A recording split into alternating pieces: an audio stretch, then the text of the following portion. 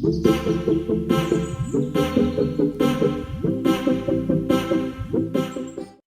વિદ્યાર્થી મિત્રો, તો આજે આપણે ફરી એકવાર બીકોમ સેમ 1ના વિદ્યાર્થીઓ માટે સ્ટેટિસ્ટિકનું ચેપ્ટર નંબર 4 સહસંબંધ વિશે માહિતી મેળવીશું. આની આગળના જે બે વિડીયો મૂકેલા છે તેમાં આપણે સ્પીયરમેનના ક્રમાંક સહસંબંધની રીત અને કાર્લ પિયર્સનના ગુણન પ્રઘાતની રીત, આ પહેલા જે બે વિડીયો મૂકેલા છે તેમાં આપણે આ બંને રીતની માહિતી મેળવી હતી. તો આજે આપણે જોઈએ કે જ્યારે વર્ગીકૃત માહિતી આપેલી હોય ત્યારે સહસંબંધ શોધવાનો કીધો હોય તો કઈ રીતે શોધવાનો. વર્ગીકૃત માહિતી એટલે કે દ્વિચલ કોષ્ટક દ્વારા જે માહિતી આપવામાં આવેલી હોય અને તેના દ્વારા આપણે સહસંબંધ શોધવાનો હોય તો તેના વિશે આજના વિડીયોમાં આપણે માહિતી મેળવીશું. તો સૌથી પહેલાં આપણે જોઈએ સ્વાધ્યાયનો દાખલા નંબર 45 કે જેમાં આપણને દ્વિચલ કોષ્ટક માટે સહસંબંધાંક નક્કી કરો. કોષ્ટક દ્વારા જે આપણે સૂત્રનો ઉપયોગ કરીને જે રીતથી ગણતરી કરવાની છે તેના વિશે આજે આપણે માહિતી મેળવીશું. તો સૌથી પહેલાં આપણે આ રીતનું એક કોષ્ટક બનાવવાનું હોય છે જેમાં એક્સ અને વાય માટે વર્ગ આપેલા હોય છે. તો તે વર્ગને આધારે આપણે જે એક્સની કિંમતો મેળવવાની છે એ આપણે નીચેની બાજુ મેળવીશું અને વાયની કિંમતો આપણે આ બાજુ મેળવીશું. યુવીવાળા સૂત્રની મદદથી આપણે દાખલાની ગણતરી કરશું. એટલા માટે સૌથી પહેલાં આપણે એફએક્સ અને એફવાયની કિંમત મેળવીએ. તો એફએક્સ અને એફવાયની કિંમત કઈ રીતે મળશે કે જે આપણને કોષ્ટકમાં અંદર સંખ્યા આપેલી છે તેનો સરવાળો કરીને એફવાય અને એફએક્સની કિંમત મળશે. તો સૌથી પહેલાં આપણે એક્સની કિંમતો જોઈએ. એક્સની કિંમતોને આપણે એક્સની સામેની બાજુ લખવાની છે. 36 + 4 = 40 થશે. 8 + 28 = 40. 2 + 6 + 2 = 10. 6 + 4 = 10. ત્યારબાદ એફવાયની કિંમત જોઈએ. 36 + 8 = 44. 4 + 28 + 2 = 34. 4 + 6 + 4 = 14 થશે. 2 + 6 = 8 થશે. હંમેશા એફવાય અને એફએક્સનો જે સરવાળો આવશે એ સમાન થશે. ત્યારબાદ આપણે સિગ્મા એક્સ અને સિગ્મા વાયની કિંમત મેળવવાની છે. તો એક્સ અને વાયની કિંમત મેળવવા માટે જે વર્ગ આપેલા છે તેની મધ્ય કિંમત લેવાની છે. મધ્ય કિંમત એટલે કઈ રીતે 0 + 10 / 2 = 5 થશે. 10 + 20 / 2 એટલે કે 15 થશે. 20 + 30 / 2 = 25. 30 + 40 / 2 = 35 થશે. ત્યારબાદ એક્સની મધ્ય કિંમત જોઈએ. 0 + 15 / 2 = 7.5 થશે. 15 + 30 / 2 = 22.5. 30 + 45 / 2 = 37.5. 45 + 60 / 2 એટલે 52.5 થશે. ત્યારબાદ આપણે યુ અને વીની કિંમત મેળવવાની છે. યુ અને વીની કિંમત કઈ રીતે મળશે કે આપણે કોઈ પણ એક સંખ્યાને એ તરીકે ધારીશું, તેને એક્સમાંથી માઇનસ કરીશું. તો અહીંયા વાય માટે આપણે 15ને એ ધારીએ છીએ. એક વસ્તુ યાદ રાખવાની છે કે અહીંયા જો તમે બીજી સંખ્યાને એ તરીકે ધારેલો છે ને તો આ બાજુ પણ બીજી સંખ્યાને જ એ તરીકે ધારવી. જો આપણને 5 સંખ્યા આપેલી હોય તો વચ્ચેની જે સંખ્યા હોય ને એને એ તરીકે આપણે લઈ શકીએ, પરંતુ આપણી આગળ 5 સંખ્યા નથી. એટલા માટે આપણે જે વચ્ચેની 2 સંખ્યા આવે ને તેમાંથી ઉપરની સંખ્યાને આપણે એ તરીકે ધારશું. તો વીની કિંમત મેળવવા માટે 5 - 15ના છેદમાં જે વર્ગ લંબાઈ આપેલી છે, વાય માટેની જે વર્ગ લંબાઈ આપેલી છે કેટલી છે 10. અહીંયા જોઈએ કે 5 - એ કેટલા ધારેલા છે 15 અને છેદમાં જે વર્ગ લંબાઈ આપેલી છે ને તે લેવાની. આપણે વાય માટે 10 વર્ગ લંબાઈ છે તો 5 - 15 એટલે -10/10 = -1 આવશે. -1. 15ને આપણે એ ધારેલા છે એટલા માટે 0 થશે. 25 - 15 / 10 1. 35 - 15 / 10 = 2. આ બાજુ જોઈએ યુની કિંમત મેળવવા માટે 7.5 - 22 અને આ બાજુ આપણે જોઈએ ને તો એક્સ માટે વર્ગ લંબાઈ 15 આપેલી છે એટલે કે 7 - 22.5 / 15 = -1. 22ને એ ધારેલો છે એટલા માટે 0. 37.5 - 22.5 / 15 = 1 થશે. 52.5 માઇનસ 22.5 ભાગ્યા 15 બરાબર 2 થશે. ત્યારબાદ VFV મેળવવાનો છે અને આ બાજુ UFU. તેને મેળવવા માટે V અને FY બંનેનો ગુણાકાર કરવાનો છે. એટલે કે 44 ગુણ્યા 1 બરાબર -44 આવશે, -1 છે એટલે 34 ગુણ્યા 0 એટલે 0, 14 એકુ 14, 8 દુ 16. તેનો સરવાળો કરવાનો છે એટલે તેનો સરવાળો આપણને -14 મળશે. ત્યારબાદ UFU મેળવીએ એટલે કે FX ગુણ્યા U -40, 0, 10, 20 અને તેનો સરવાળો કરતાં -10 મળશે.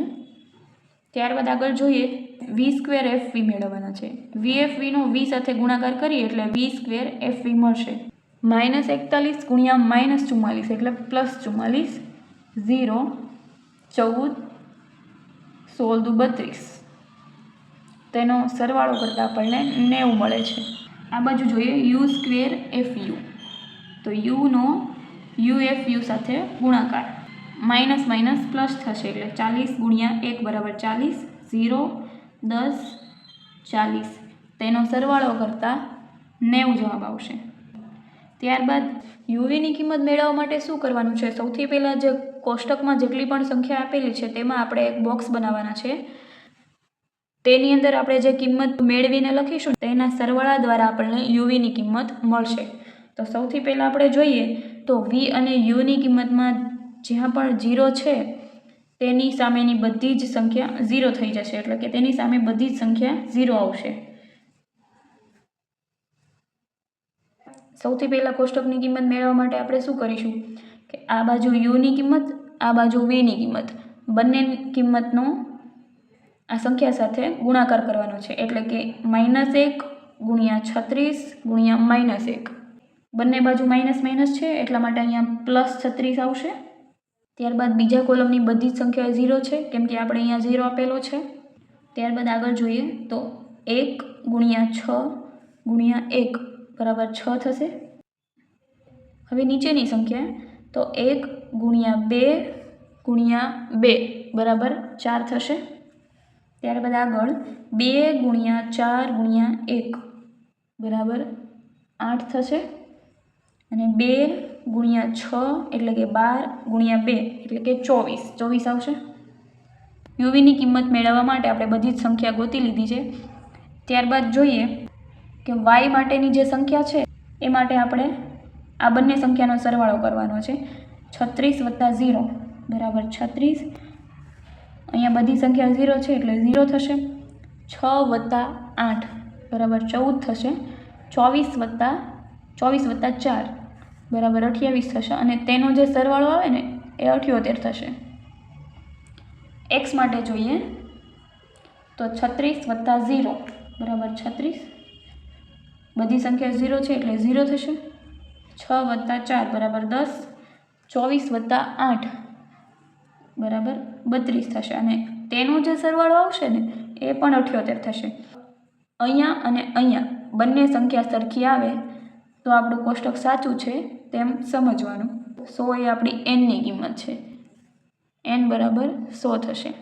આગળ જોઈએ n × સિગ્મા યુવી. 100 યુવીની કિંમત શું મળી છે આપણને? 78. એટલે 100 ગુણ્યા 78 માઇનસ સિગ્મા યુએફયુ. તેની કિંમત આપણને કેટલી મળી છે? 10 -10 ગુણ્યા સિગ્મા વીએફવી. તેની કિંમત આપણને કેટલી મળી છે? 14 એટલે કે 14. તેના છેદમાં વર્ગમૂળમાં n × U²FV એટલે કે n બરાબર 100. U²FUની કિંમત આપણને 90 મળી છે માઇનસ UFUનો સ્ક્વેર ગુણ્યા n બરાબર 100 સિગ્મા V²FVની કિંમત આપણને 90 મળી છે માઇનસ સિગ્મા VFVનો સ્ક્વેર એટલે કે 14નો સ્ક્વેર. ત્યારબાદ 100 ગુણ્યા 78 એટલે કે 7800 માઇનસ 10 ગુણ્યા 14 બરાબર 140 થશે. 100 ગુણ્યા 90 બરાબર 9000. 10નો સ્ક્વેર 100 થશે. 100 ગુણ્યા 90 બરાબર 9000 માઇનસ 14નો સ્ક્વેર 196 થશે. આગળ જોઈએ 7800 માઇનસ 140 કરતાં 7660 આવશે। ભાગાકારમાં વર્ગમૂળમાં 9000 - 100 8900 ગુણ્યા 9000 - 196 8804 બરાબર બંને સંખ્યાના વર્ગમૂળ કાઢીએ એટલે ઉપર આવશે 7660 ના છેદમાં 94.34 ગુણ્યા 93.83 બંને સંખ્યાનો ગુણાકાર કરતા 7660 ના છેદમાં 8851.9222 પોઈન્ટ પછી આપણે 4 આંકડા લખીશું એટલે જવાબ આપણો સાચો આવે। 7660 ભાગ્યા 8851.92 કરીએ તો આપણને 0.8654 જવાબ આવશે। તો જ્યારે પણ વર્ગીકૃત માહિતી આપેલી હોય એટલે કે દ્વિભાજક કોષ્ટક દ્વારા જે માહિતી આપેલી હોય અને સહસંબંધાંકની કિંમત શોધવાની કીધી હોય ત્યારે આ મુજબ આપણે સહસંબંધાંકની ગણતરી કરી શકીએ। સહસંબંધ માટે જે આપણને 3 રીત આપેલી છે તેમાંથી મુખ્ય 2 રીત જે છે એ આપણને દાખલા સ્વરૂપે પૂછાય છે અને એક રીત છે જે આકૃતિવાળી રીત છે।